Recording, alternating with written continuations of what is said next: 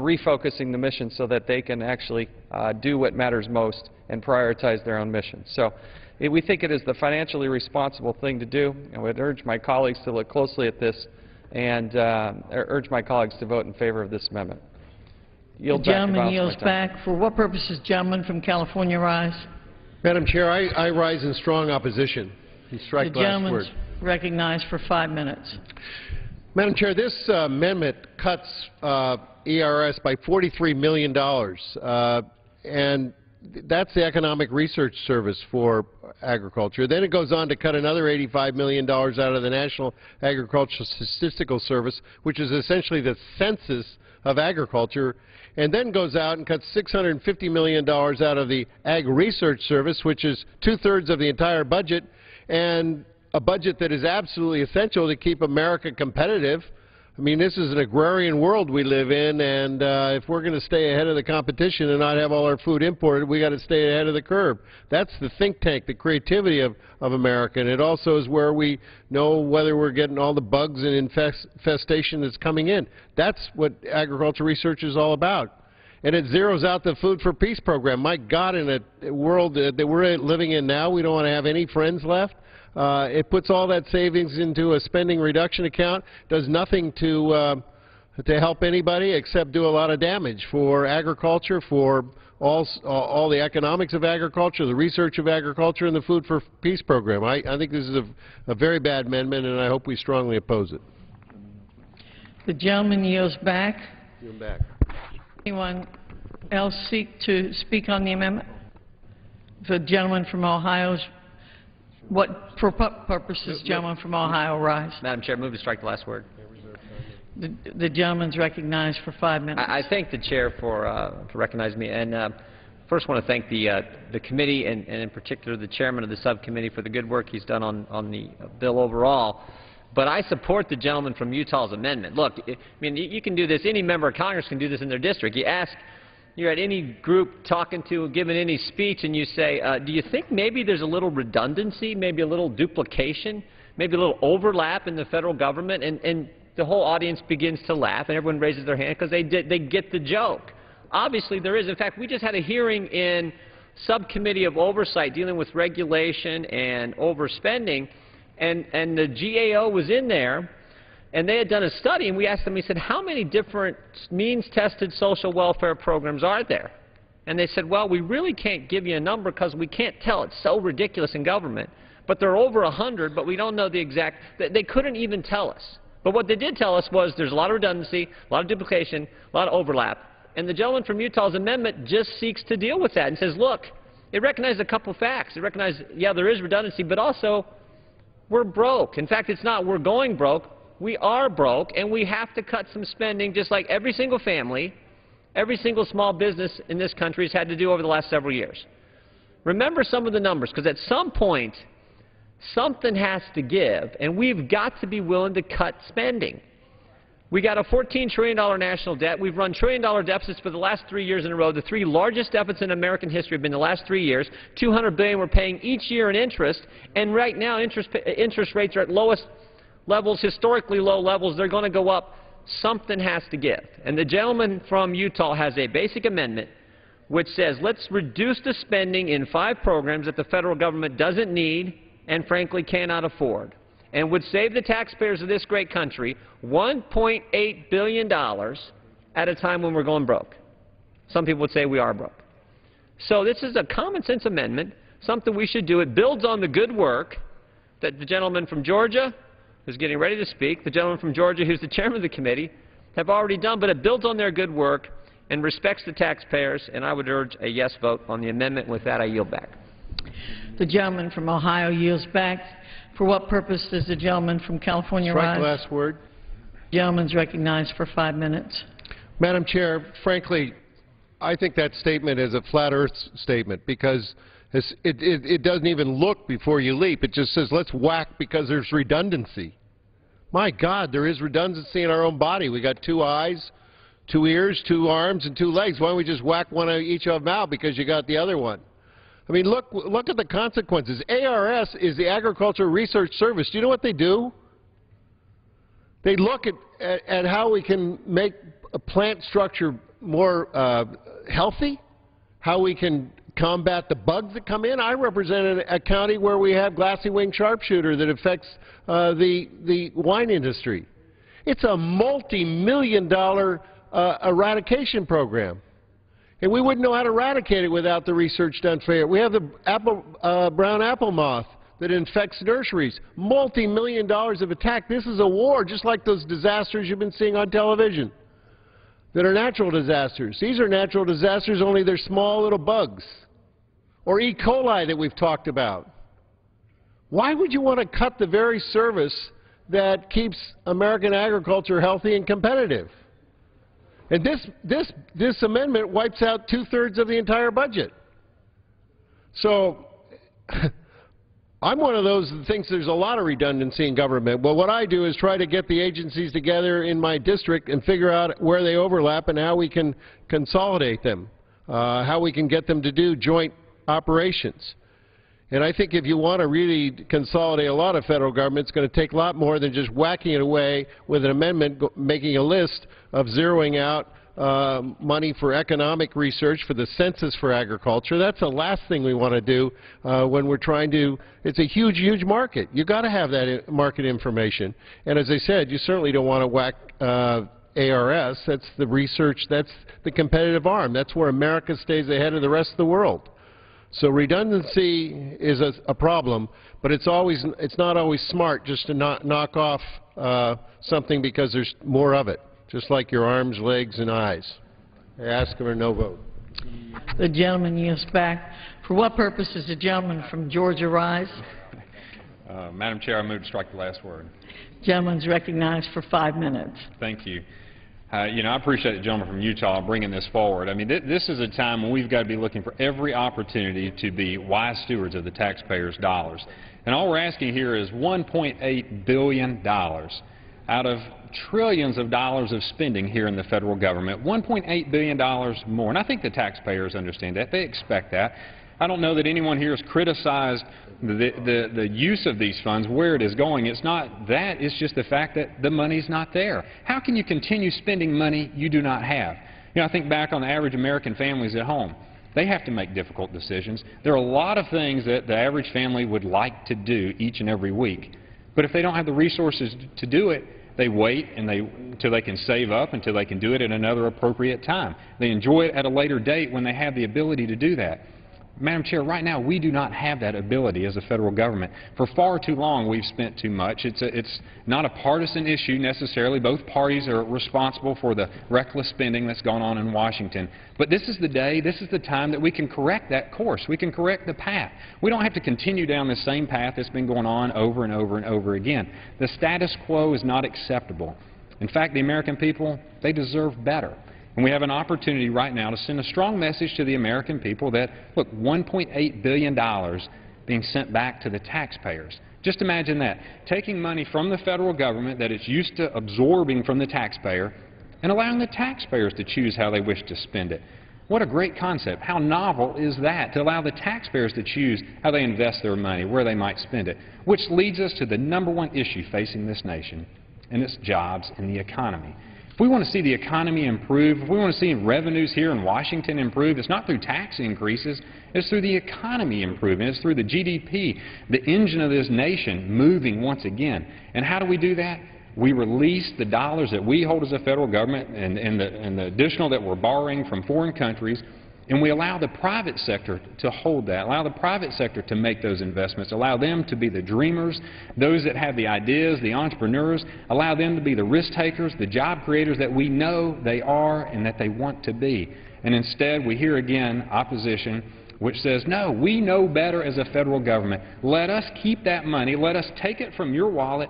Let us distribute it out as we know best. And I think I heard a speaker earlier today say, you know what, the federal government is better at making decisions than the American people. I mean, we've heard that concept expressed here already, that we know better. Well, the fact is the American people know better how to spend their money.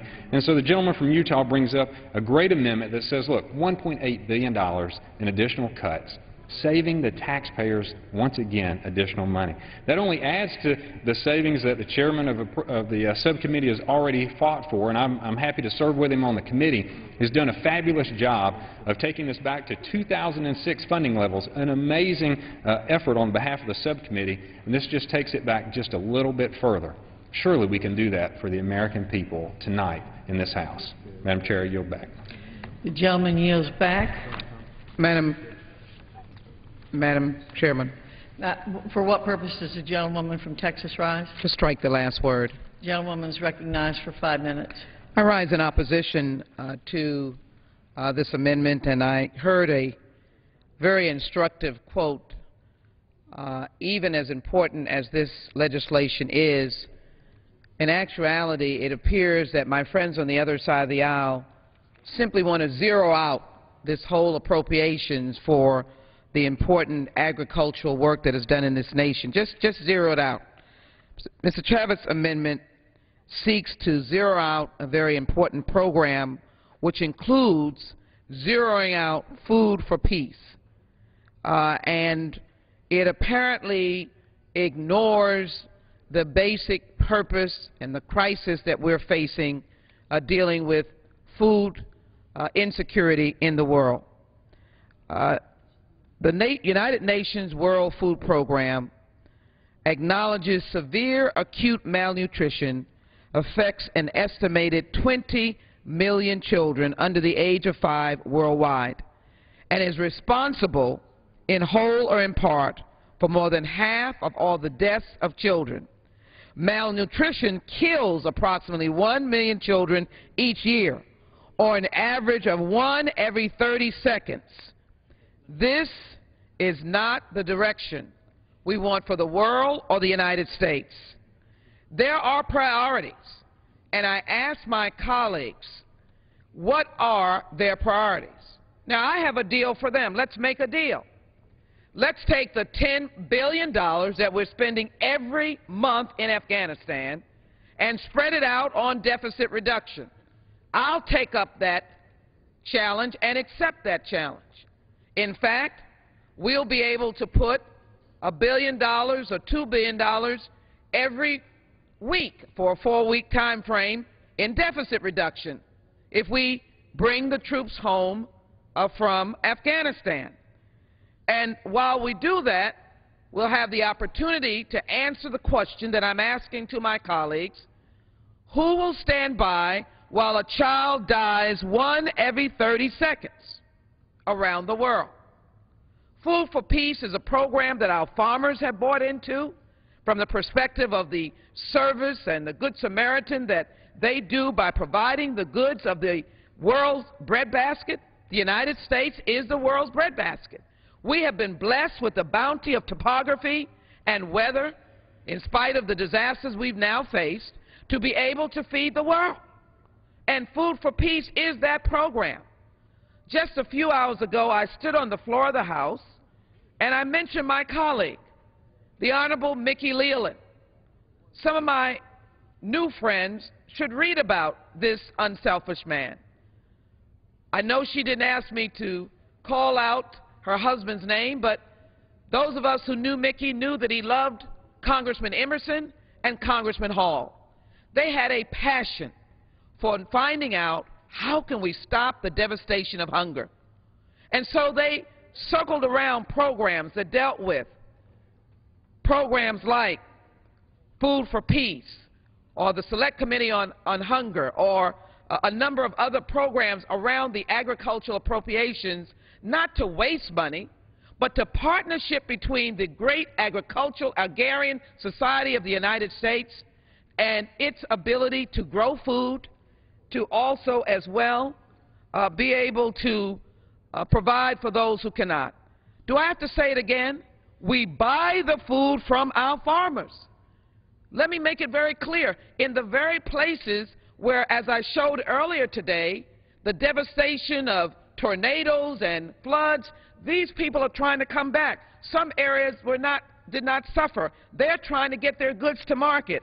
It cuts here in the very jobs that we are saying that we want to keep. We're cutting jobs. We're throwing people out of work. The work that farmers love. You try to get a farmer off his land or her land. They don't want to go because they love the soil. They love producing food. They love helping people. And yet my friend wants to come and cut this program that creates jobs, buys the food, and sends it to starving, dying children. I don't understand in the legacy of our friends. Some of them you did not know, but if you read about them, you'll understand their passion and their heart. Mickey Leland used to bring us to tears because he would leave the devastation of Fifth Ward, Texas, where there was poverty, and he'd get on an airplane to deliver food to the dying around the world. He lost his life in the course of delivering food. My final word, Madam, The is to gentleman's ask my time has colleagues expired. not to support this amendment and support Food for Peace and support the underlying message of providing The jobs and gentlewoman's helping the time hungry. has I yield back. expired. For what purpose does the gentleman from Georgia rise? Move to strike the last word. The gentleman from Georgia is recognized for 5 minutes. Madam Chair, I oppose this. I want to say to my friends who have offered it, I did support this budget on the House floor and did support this 302B allocation in full committee. However, as I pointed out several times to my Democrat friends during the course of the debate today, the only budget that has passed is the Ryan budget. The President's budget failed in the Senate 97-0. The RSC budget failed on the House floor. The Congressional Black Caucus budget failed on the House floor. The Progressive Caucus budget failed on the House floor. Our job is to try to move this under the circumstances that we have and the restraints that we have. The bill before us represents a cut in discretionary money of 13.4%, which is one of the largest cuts that we will be considering in the 12 appropriation bills. I want to point out also that in terms of PL 480, that account alone has been cut 31%. And I've met with the World Food Program 3 different times now and certainly expressed lots of concerns about America's role around the globe.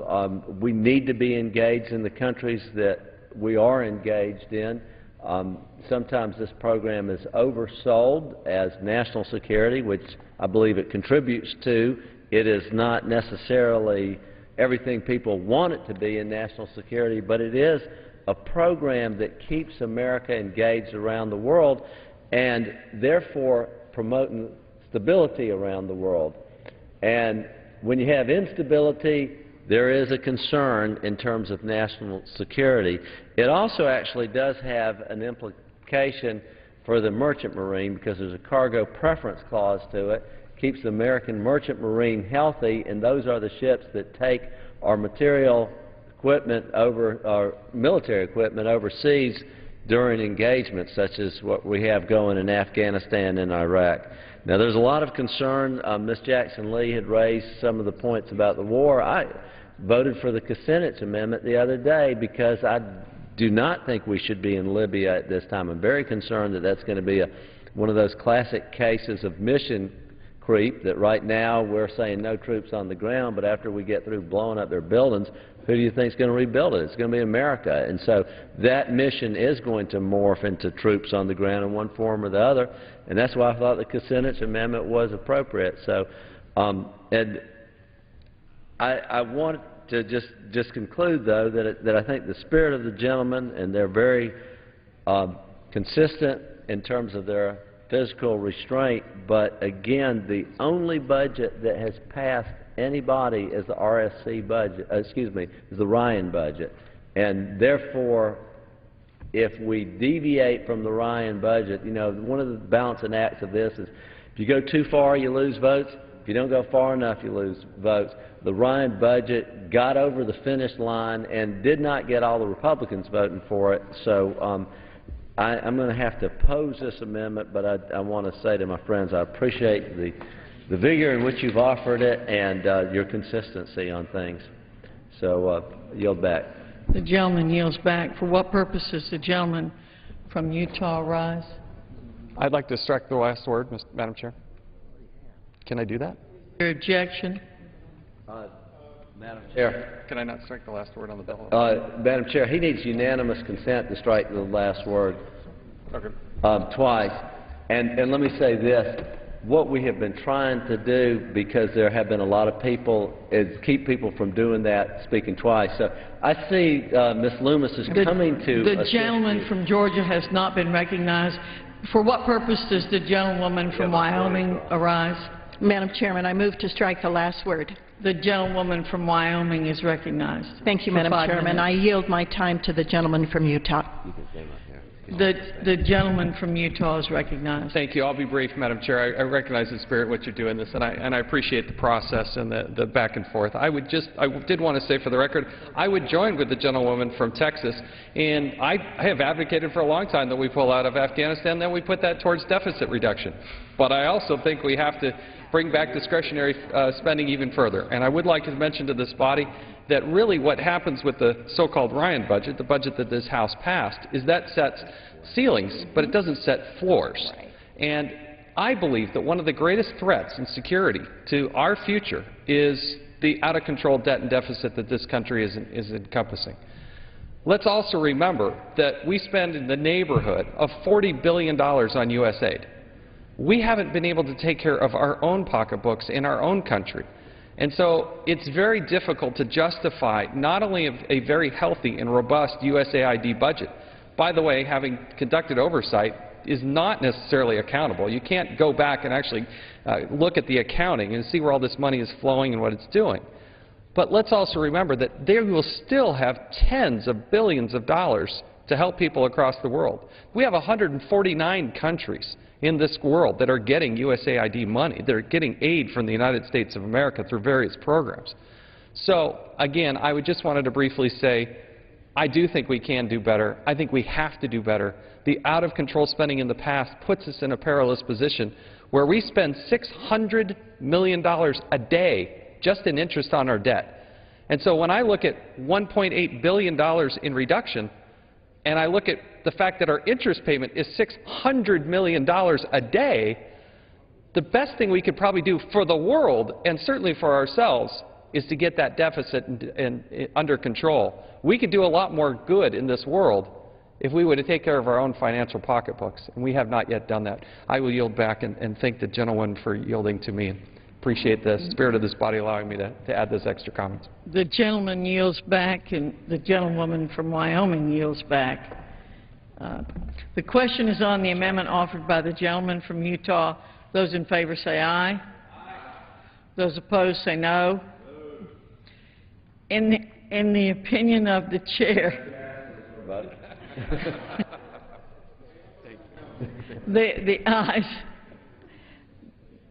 the ayes have it. Madam Chair, I ask for a recorded vote on that. Pursuant to Clause 6 of Rule 18, further proceedings on the amendment offered by the gentleman from Utah will be postponed. Madam Speaker. Purpose does the gentleman from Georgia rise? Madam Speaker, I have an amendment at the desk. The clerk will designate the amendment. Amendment number 4, printed in the Congressional Record, offered by Mr. Brown of Georgia. The gentleman from Georgia is recognized for 5 minutes. Thank you, Madam Speaker. I rise to offer my amendment that would reduce the budget for the USDA's Economic Research Service by $7 million. And we don't know what's going to happen with the previous amendment, but this would, whether it passes or fails, this would cut another $7 million. It's just a modest 10% that would help ending some of the duplicative research the USDA is currently conducting. For example, the USDA has 4 separate services that conduct research, as Mr. Chavis has already spoken about it here on the floor. All 4 of these entities research numerous overlapping issues, and it would be more fiscally responsible to simply consolidate them, and I wish we had done so. The American people have demanded that we cut the outrageous spending that's going on here in Washington, and we must cut the spending in every corner of the budget possible. And they deserve our very best efforts in being good stewards of their tax dollars. I urge my colleagues to support my amendment, and I yield back. The gentleman yields back. For what purpose does the gentleman from California rise? Rise in opposition, Madam Chair. The gentleman from California is recognized for 5 minutes. You know, it's very easy to just go through and start cutting these services because they sound like they're sort of bureaucracy offices. But in fact, we've been on the committee a long time, and we get, in our oversight of these budgets, we get the economic research services to come before us. And I remember a couple of years ago when they were before us, and I think the committee really got engaged because this is the research service that does the study on the WIC program, what the economic effects are, does the study on the economic conditions of rural America, something that's totally ignored. We've been finding out from them that essentially rural America has been in a recession for the last 10 years, maybe even a depression.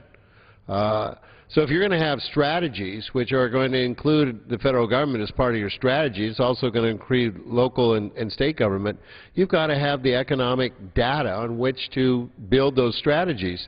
And I think to just go and take $7 million out of there because you can and get no benefit out of it and hurt what they do. I mean, these services, whether they be the economic research, that information is also used in our marketing activity.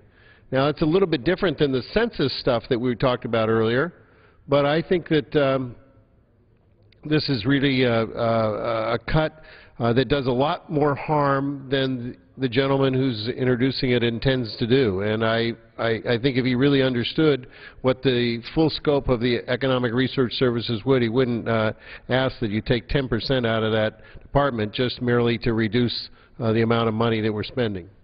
So I oppose this bill, oppose this amendment. I think it does big harm to rural America. The gentleman yields back. For what purpose does the gentleman from Georgia seek time? No. The question is on the amendment offered by the gentleman from Georgia. Those in favor say aye. Aye. Those opposed say no. In the opinion of the chair, the noes have it. The amendment is not agreed to. That's for a recorded vote. The gentleman from Georgia requests a recorded vote pursuant to Clause 6 of Rule 18. Further proceedings on the amendment offered by the gentleman from Georgia will be postponed. The clerk will read. Page 8, line 16, National Agricultural Statistics Service, $40 million. Agricultural Research Salaries and Expenses, $993,345,000. Madam Chair. For what purpose does the gentleman from Florida rise? Madam Chair, I have an amendment at the desk. The clerk will designate the amendment. Amendment offered by Mr. Nugent of Florida. The clerk will report the amendment. Page 9, line 5, insert after the dollar amount the following: increased by $2 million. Page 48, line 11, insert after the dollar amount the following: reduced by $2,500,000. The gentleman from Florida is recognized for 5 minutes. Thank you, Madam Chair. Every night, millions of families sit down to meals where ingredients are produced here in the United States. The Agricultural Research Service is a vital part of our federal government's continued efforts to help farmers, producers, and ultimately consumers. I firmly believe that the federal government has a terrible spending problem and that tough decisions must be made.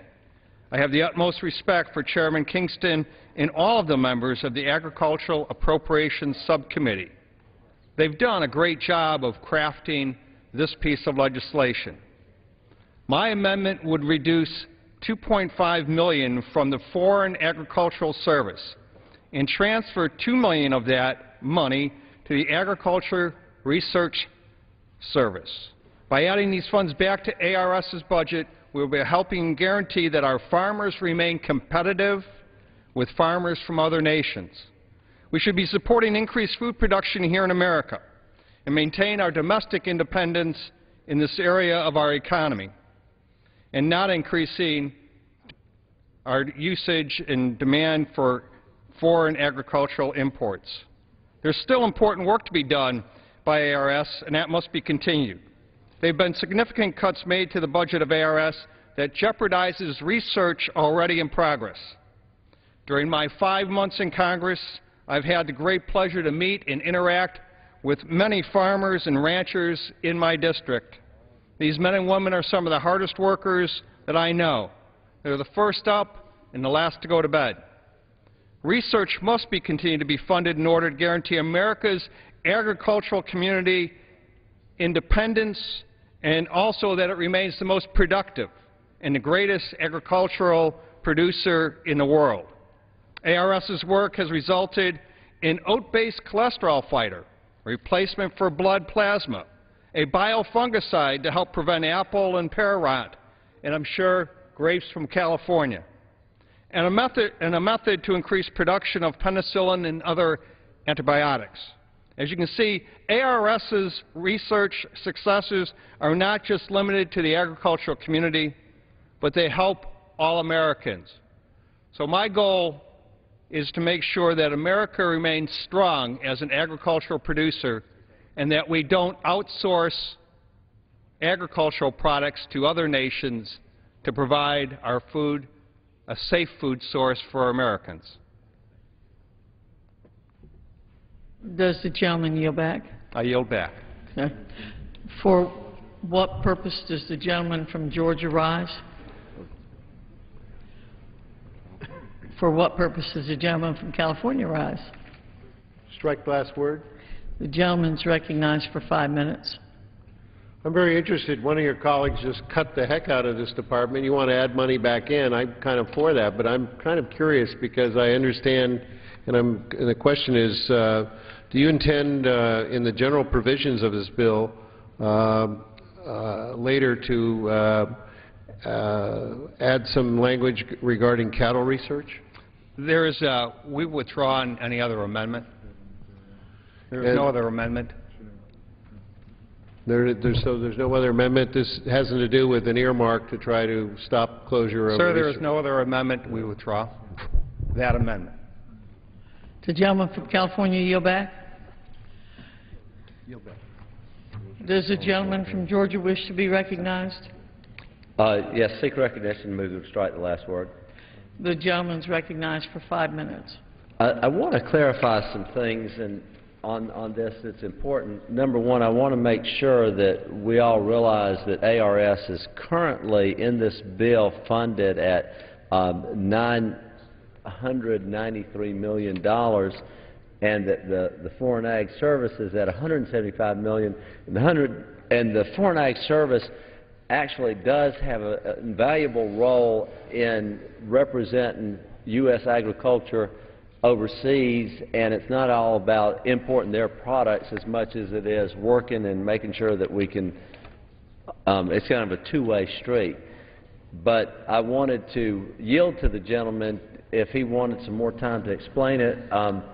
My inclination is to take the amendment, although ARS, as I'm saying, has a pretty big funding level already, and I just wanted to invite you to speak a little bit more and maybe warm us up a little, because I'm like Mr. Farr. There's a lot of criticism of ARS, and so somebody coming in to increase it, the amendment is paid for. I don't know that $2 million is going to help significantly one way or the other, so I did want to yield to you. If I may. The gentleman from Florida has been yielded time by the gentleman from Georgia. Our goal in regards to strengthening ARS is to make sure that we strengthen the American ability to produce goods within this country. It is simple and focused. It's about keeping American agriculture strong.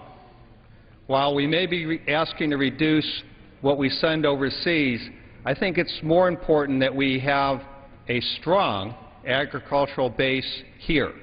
I will tell you, just in my home state, that agriculture accounts for over 1/3 of the income to the state of Florida. It is one of the 3 legs that support Florida.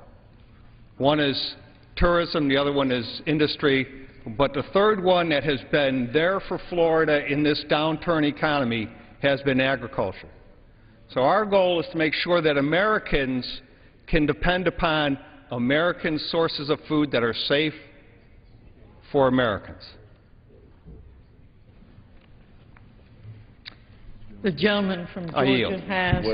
With that, I yield the balance of my time, and I will accept the amendment. I want to say to my friend from Florida, we're going to be looking at all this as the process goes on, but we'll certainly work with you. Mr. Farr and I and the committee do appreciate all the research that the ARS does and all the good things, and I'm glad to know that you're following them, because I do think it's a significant agency within the USDA. Thank you. The gentleman yields back. The question is on the amendment offered by the gentleman from Florida. Those in favor say aye. Aye. Those opposed say no. In the opinion of the chair, the ayes have it. The amendment is agreed to. Madam Chairwoman, For what purpose does the gentlewoman from Texas rise? I have an amendment at the desk, amendment number 159. The clerk will report the amendment. Amendment offered by Ms. Jackson Lee of Texas. Page 9, line 5, after the dollar amount, insert reduced by $681,750,000. Page 44, line 19, after the dollar amount, insert increased by $681,750,000. For what purpose does the gentleman from Georgia rise? Madam Chair, I reserve a point of order on the gentlewoman's amendment. Point of order is reserved. The gentlewoman from Texas is recognized for 5 minutes. I thank you. As the gentleman rises, I ask myself the question, and I ask this body, who will speak for the children? And that's why my amendment attempts to fully fund the Women and Infant Children program that provides food to the nation's children. It provides federal grants to states for supplemental foods, nutrition, education, health care, referrals to low-income pregnant and postpartum women, infants, and children up to 5 years old. We must remember that children have always been the largest category of WIC participants.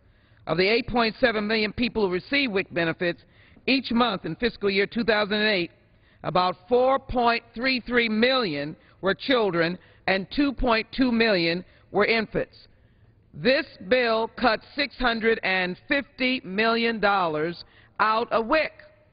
And I'm so glad my good friend from Georgia, and I appreciate his friendship, just got up and said the research services, the Agricultural Research Services, is pretty darn well funded, $900 million. I'm simply asking to address the question of the staggering devastation of malnutrition in our children. And I've indicated that when you look at worldwide numbers, malnutrition can kill. But here in the United States, there are children that go to bed hungry. There are women that do not eat properly. There are babies that do not get nourishment. In Texas alone, between 23,000 and 40,000 people are expected to be dropped from the WIC program if the funding is not restored. And each and every state in the Union is going to receive that kind of devastating impact. Can you imagine 40,000 women, infants, and children not being able to eat because we won't restore full funding? Texas has 3 of the top 40 districts with the highest national food hardship rates. And in the 18th Congressional District, there are 159,000 food insecure people. The food insecurity rate is 23%, and Texas stands 32 in the nation out of 435 districts. We are 32 in food insecurity. And so let me just say, alongside of obesity, eating wrong, we have to face the actual question of hunger. Children who are served by the WIC program in Texas are less likely to eat fast food in comparison who are not in this program. Again, I want you to look at this picture. Healthy children need to eat healthy. And I ask my colleagues, why, in fact, would we not want to fully fund the program of women and infant children? I will say that the impact of not eating healthy is obesity and poor health. This healthy baby, healthy-looking baby, has a future that is undetermined when you have an issue of lack of healthy food and access to such. So $650 million, when we're in essence funding research for $900 million, I believe you can share a little, because the WIC program is beneficial in helping the most vulnerable in our country. I ask the question, who will speak for the children? It is important that the WIC program, $9.2 million through 10,000 clinics, among this group 4.9 million children, 2.1 million infants, and 1 million women, have the ability to be served around the nation. It's a complementary program, having healthy mothers, healthy pregnant mothers, to give birth to healthy babies, to raise healthy children, not obese, nourished, and ready to be leaders in this nation. Who are we if we are not going to speak for our children? And I ask my colleagues to consider waiving procedural issues to ensure that children are served. I believe that is an important issue. And in my district, in the 18th Congressional District, with 1,000 census tracts of people who are food insecure, I am arguing vigorously for the full funding of the WIC program to help our women, our infants, and their children. Who will speak for our children? What will their future be? And how will they lead this country if we do not invest with them today? I ask my colleagues to support this amendment. I yield back. The gentlewoman yields back. The gentleman from Georgia is recognized. Madam Chair, the amendment may not be considered en bloc under clause...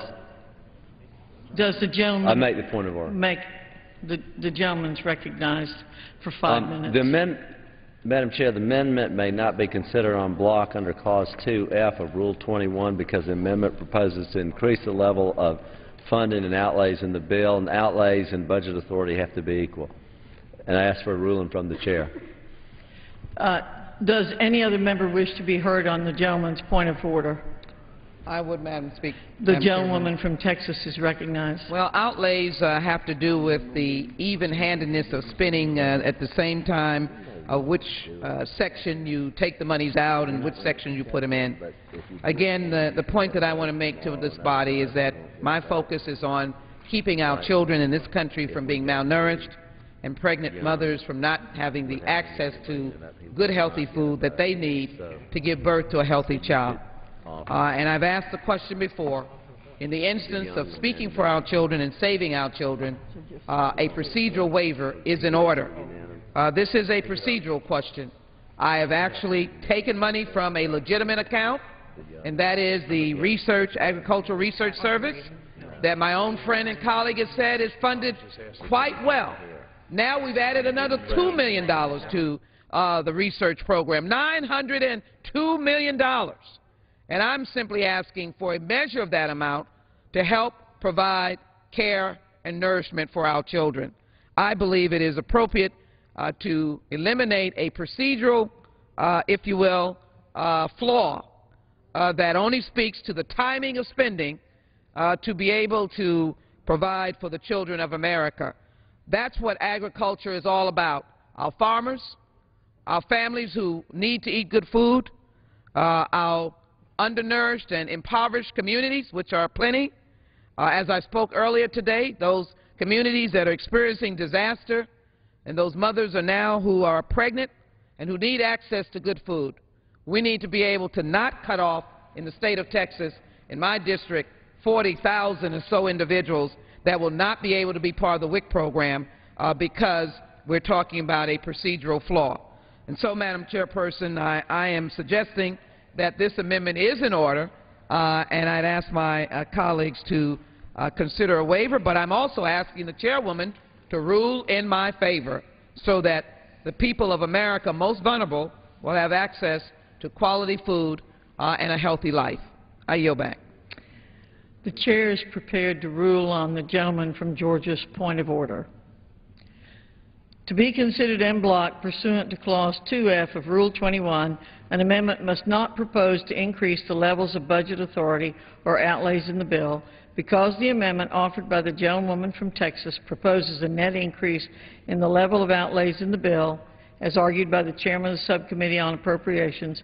It may not avail itself of Clause 2F to address portions of the bill not yet read. The amendment is not in order. The clerk will read. Page 10, line 8, National Institute of Food and Agriculture Research and Education Activities, $600,800,000. Native American Institutions Endowment Fund, $11,880,000. Extension Activities, $411,200,000. Integrated Activities, $8 million. Office of the Undersecretary for Marketing and Regulatory Programs, $760,000. Animal and Plant Health Inspection Service, Salaries and Expenses, $790 million. In fiscal year 2012, the agency is authorized to collect fees to cover the costs of providing technical assistance or services requested by states. Buildings and Facilities, $3,200,000.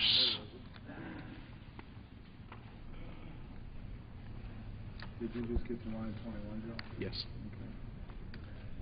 You're going to read into the next paragraph, right? Restriction of the 17, 20, Mr. Clark is going to... Oh, I don't have that marked. Okay. I'm sorry. What purpose? For what purpose does the gentleman from Michigan rise? Madam Chair, I have an amendment at the desk. The clerk will read.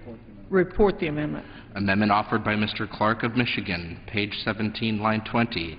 Insert after the dollar amount the following, reduced by $1 million. Madam Chair.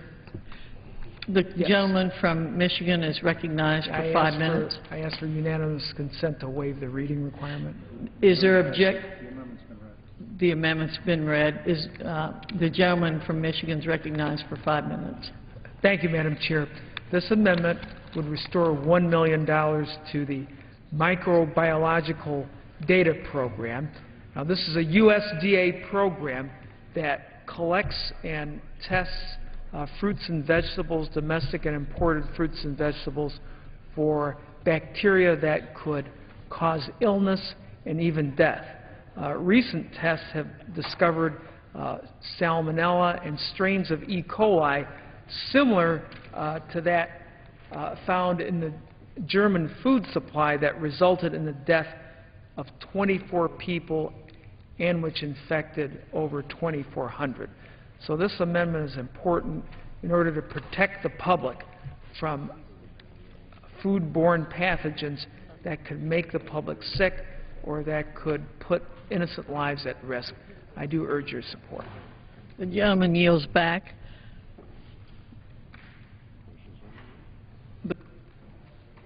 Does the gentleman from Georgia seek recognition? Move to strike the last word and oppose the amendment.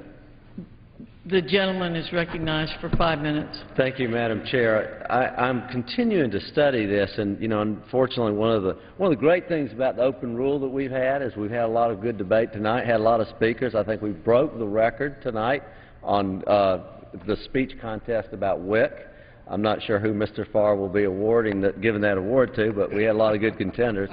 Mr. Clark, unfortunately, I just within the last minute have seen this, and I'm not sure that it will do what you're saying or what your intention is, and so I'm going to oppose the amendment.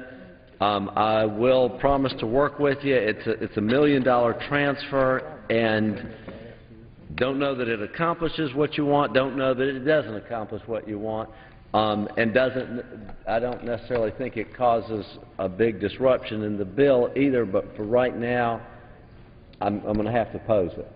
And let me continue to research it, and maybe as the process goes through, we can see what we can do to work with you and Mr. Farr on it. We're very concerned about food safety and the pathogens and the situation in Europe, and we want to make sure that we're studying this stuff very closely ourselves. So I reluctantly oppose it for the time being and yield back. The gentleman yields back. For what purpose does the gentlewoman from Wyoming rise? Madam Chairman, I move to strike the last word. The gentlewoman is recognized for 5 minutes. Madam Chairman, I rise to oppose the amendment not because it is unworthy, but because I believe that there are funds elsewhere in the bill that could be used to cover the services and research that the gentleman requests. I refer the gentleman to page 10, the National Institute of Food and Agricultural Research and Education activities. Those activities include, for Ag Experiment Stations, $600,800,000. For grants payable to eligible institutions, $48 million, provided that institution institution receives no less than $1 million. For special grants, $1.2 million. For competitive grants, for integrated pest management and biological control, $14 million. For competitive grants, $229.5 million to remain available until expended. There's so much. This is sloshing with research dollars. Sloshing. I think there's plenty in this bill to cover the worthy research that the gentleman has requested. So I urge my colleagues to defeat the amendment. And I yield the gentlewoman yields back. The question, Madam Chair. the question, does the gentleman from Michigan seek recognition? I do, Madam Chair. Is there objection to the gentleman speaking a second time? Madam Chair, strike the last word. For what purpose does the gentleman from California Strike the last word. From California. Is the gentleman objecting? No. Would the gentleman from Michigan like to withdraw his request? I will. The gentleman withdraws his request. The gentleman from California is recognized for 5 minutes. I yield as much time as the gentleman will consume. Thank you, Mr. Chair. The gentleman from, has yielded time to the gentleman from Michigan. Thank you. The funding source that I'm using to offset the cost of this amendment, I believe, won't undercut the vital mission of this agency, unlike the other sources that have been mentioned. However, I am willing to work with the majority on negotiating a proper funding source. All I care as a bottom line is that the public is safe and that we are diligent and do the best that we can to identify these bacteria sources that could make the public sick. And I ask for the yeas and nays. Well, we haven't had. If the gentleman from California will yield. Certainly. I want to say that the concern that I have, just again, not having the advantage of being able to research things thoroughly, but we're taking $1 million out of a $3 million account and putting it into a $77 million account, and it just seems disproportional at this point.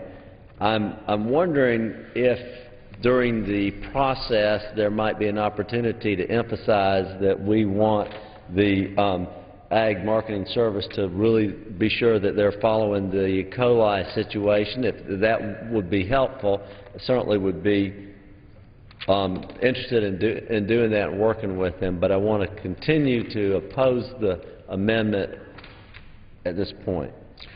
And yield back your time. Thank you. I share your concerns, but I'd certainly like to see what we can do to accommodate my colleague. I yield back. The gentleman yields back. The question is on the amendment offered by the gentleman from Michigan. Those in favor say aye. Those opposed, no. In the opinion of the chair, the noes have it. The amendment is not agreed to. I ask for a recorded vote, Madam Chair. Pursuant to Clause 6 of Rule 18, further proceedings on the amendment offered by the gentleman from Michigan will be postponed. The clerk will read. The clerk will read. Page 17, line 22. Agricultural Marketing Services, Madam Speaker. $77,500,000. For what purpose does the gentleman from Georgia rise? I have an amendment at the desk. The clerk will designate the amendment. Amendment number 9, printed in the congressional record, offered by Mr. Brown of Georgia. The gentleman from Georgia is recognized for 5 minutes. Thank you, Madam Chair. I rise to offer my amendment, which is simply a 10% cut in the agricultural marketing service at the USDA. This year, the agricultural marketing service will be allocated $77.5 million for, as they state in their own website, quote, administering programs that facilitate the efficient, fair marketing of U.S. agricultural products, including food, fiber, and specialty crops, unquote. Madam Speaker, since I've been a member of Congress, I have stated that the marketplace, unencumbered, is the best way to control quality, quantity, and cost of all goods and services. So we need to get the encumbrances of the federal government off the marketplace, and this will just take 10%. Our nation's crops are no exceptions to this rule. Madam Speaker, I think the USDA has not given American farmers enough credit. Our farmers are intelligent. They're resourceful men and women who know the best ways to market their products here and abroad. Madam Speaker, when I was farming, I could market my products very well. I used to farm. Wish I could get back to it, actually. Allow these farmers to market their products without the government interference and use these funds to reduce spending. It's absolutely critical, Madam Speaker, that we reduce the outrageous spending that Congresses of both Republican and Democrat have been putting in place. As Admiral Mullen, the Chairman of the Joint Chiefs of Staff, recently said, the greatest threat to our security is this huge debt. We absolutely have to cut spending. And this simple amendment would cut 10% out of this program and put it in the deficit reduction package that's part of this bill. So I urge my colleagues to support this simple amendment, and I yield back. The gentleman yields back. For what purpose does the gentleman from Michigan arise? Madam Chair, I wish to speak in opposition to this amendment. Does the gentleman move to strike the last word? I do move to strike the last word. The gentleman is recognized for 5 minutes. Thank you, Madam Chair. This amendment would really undercut the whole purpose of what I was offering an additional $1 million, is to help protect the American people from foodborne bacteria. Over 2,400 people were infected in Germany by a strain of E. coli.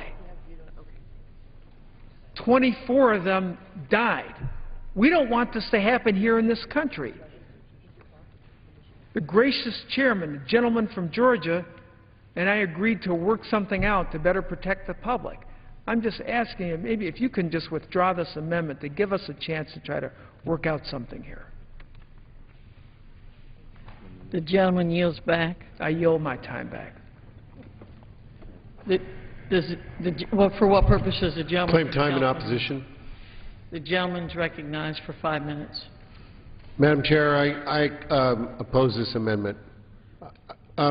Look, this is a big cut out of a very important program just indicated by Congressman Clark from Michigan, is that for all the reasons he was trying to increase the program, this amendment goes just the opposite way. It knocks 10% of the money that's in the program out. There'll be no way that he can increase it with this and work out a deal. And for all the reasons he indicated on the food safety and issues like that that are very, very important, we ought not to risk the ability to respond to those needs. So I think this amendment does harm, and it does more harm than the good that it's trying to intend to do. And that's the reason I oppose it, would ask for a no vote. The gentleman yields back. For what purpose does the gentleman from Georgia rise? Madam Chair, I oppose the amendment and strike the last word. Gentleman is recognized for 5 minutes. And I want to go back to an earlier theme which I brought out when we were discussing both WIC and the Chavez amendment earlier tonight. is that I think what Mr. Brown, Dr. Brown is doing, I think there's 10%, you can make that argument in there, but what we've been trying to do is stack a card house on the Ryan budget that is the only budget that has passed both houses, or excuse me, one house, pointing out again that the President of the United States budget failed in the Senate 97-0. Similarly, 3 other budgets failed in the Senate. 4 other budgets failed in the House. A budget that was offered that was further cuts by the Republican Study Committee, and then others that were less cuts, the Progressive Caucus, for example. And so one of the balancing acts that this committee is trying to accomplish with this bill tonight is to reduce spending, but also get 218 votes to pass the bill so that we can continue this with the U.S. Senate, who right now has not been able to pass one single appropriation bill. Very remiss in their duty. But I find myself having to balance some things that if I was a free agent, I would probably be voting for. Some things I would be voting against. But as I just told Mr. Clark from Detroit, rejecting a $1 million transfer of account because I didn't know exactly what it did, I want to keep that balance there. And so with this, I am going to oppose the 10% reduction offered by my friend and Georgia colleague, Dr. Brown. Yield back. The gentleman yields back. For what purpose does the gentlewoman from Wyoming rise?